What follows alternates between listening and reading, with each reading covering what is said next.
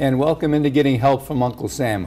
We've often heard in our lives, we normally hear just about every day, there's two things in life you can be certain of: death and taxes. And of course, taxes come via the legislature, who's able to enact a tax, or they can even sometimes amend a tax. And today we have with us Representative Mike Holmes, District 31 in the Alabama House of Representatives. And you used to be my guy, and then you moved across the street, so to speak. Well, actually, they moved the district line, Jack. I know they did. I loved having you in the district. I still love having you as a neighbor. Amen. That's the truth. But Mike, you proposed an amendment to the tax system here. Yes, pre-filed is what it's called, Okay. before the 2020 session. And there's a reason for that I'll come back to. But yes, the fair tax for Alabama, I filed about 6 weeks ago. And we're busily working on the finalization of that, the language of that bill now. Well, how would this work? Well, it's a simple idea that's very complex, because as you can imagine, our tax system as current is very complex. So we got to go back and change the spots that have to be changed to make this work. But in effect, it eliminates income tax, the state income tax completely. Okay. It has nothing to do with federal income tax. The state income tax, which is a sliding scale now, between 3/4 up to 6%, depending on your income. So it's relatively flat, but still it's a significant portion of our taxes. So it eliminates that, replaces it with a consumption-based tax, sales tax, on goods and services. And it's revenue neutral. It won't change the income if economy and everything stays the same. It won't change the income level. Another important thing to think out, a lot of people, when they hear tax reform, they start getting worried about their sacred cows, whether it's general fund budget or education or highways or whatever it is. This has nothing to do with appropriation. This is strictly how do we collect taxes in order to satisfy the demands and requirements of our state taxpayers, of how much state government they're willing to pay for.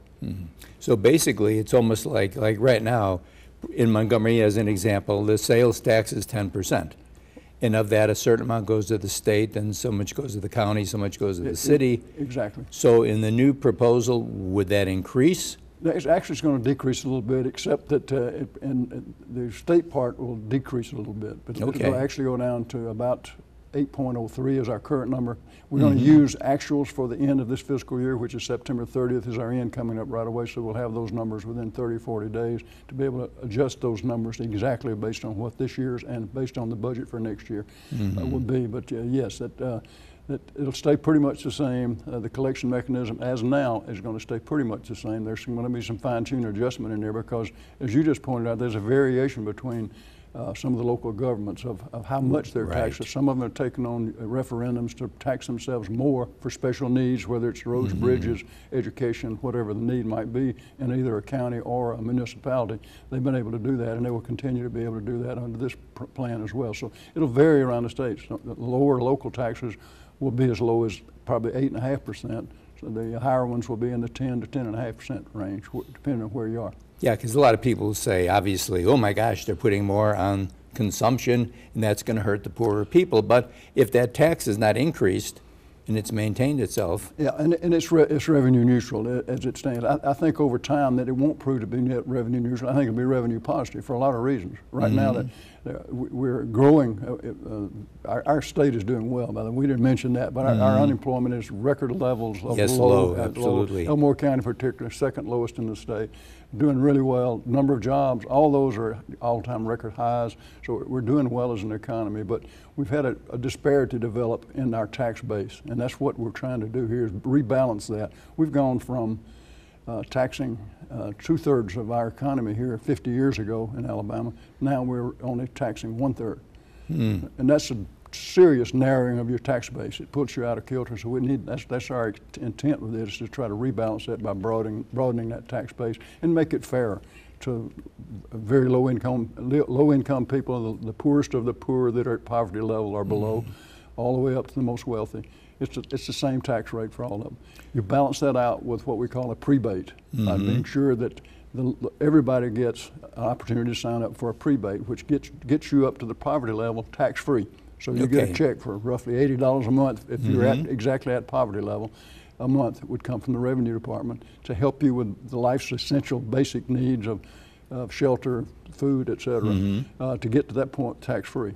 course, then when most of us that are productive and working and earning money, that continues, but your taxes continue. And the same thing with it, when people come out of poverty and they start earning money, their share will go up. But at the beginning, everybody's rates are the same. So that's part of one of the big things I like about it. It's fair. That's why it's called the fair tax. It's fair to everybody.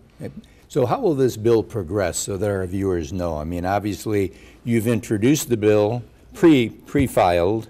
And then when the session starts, it'll become active. Exactly. It's in the hopper. It's already got there's 2 bills required. We're going to have to amend our Constitution by eliminating income tax. So we have an amendment involved. Right. So the first one is an amendment. The second one, HB 3 and HB 4, pretty early in the list. There was only 2 bills filed ahead of us. Amen. And we did that intentionally because, as you and I talked off mic here, that we've got, this is complex, even though it's a simple idea, it's complex in enactment. So we're making adjustments on the fly. One I've already mentioned is we want the exact number that we close this year with on our revenues and all these sources so that we can make the number come out revenue neutral in our going forward when we get this bill gets enacted, if it does. So you're starting in the House, obviously. Once it clears that hurdle, go to the Senate. It's already been signed to committee. It goes to fiscal responsibility committee. They'll be approved or disproved, debated, laid on the table, carried over, whatever, or passed. Okay. When that happens, then it gets on the docket. It goes into the basket in the full House. Okay. Then the bill has to be picked for a special order calendar to come up before the full House. They're fully debated. All the questions come out, and then we vote. Then they vote. Then it goes to the Senate. It goes to the Senate for their approval. Same process there. Okay. It'll be assigned committee. Okay. And after that, does it go to the people for a vote? It goes to the governor, and one of my favorite parts about this bill is it goes to the people because it has a constitutional amendment. It requires a referendum. Okay. So the fairest part about it is the people of Alabama vote. We'll vote it up or down. Up or down, and I trust the people of Alabama. Our people have great You have to judgment. understand with all the mechanics of the thing, yes. You have to understand the basics of it. And our voters are fairly informed, and they're engaged, and they got common sense. They know what makes sense or not.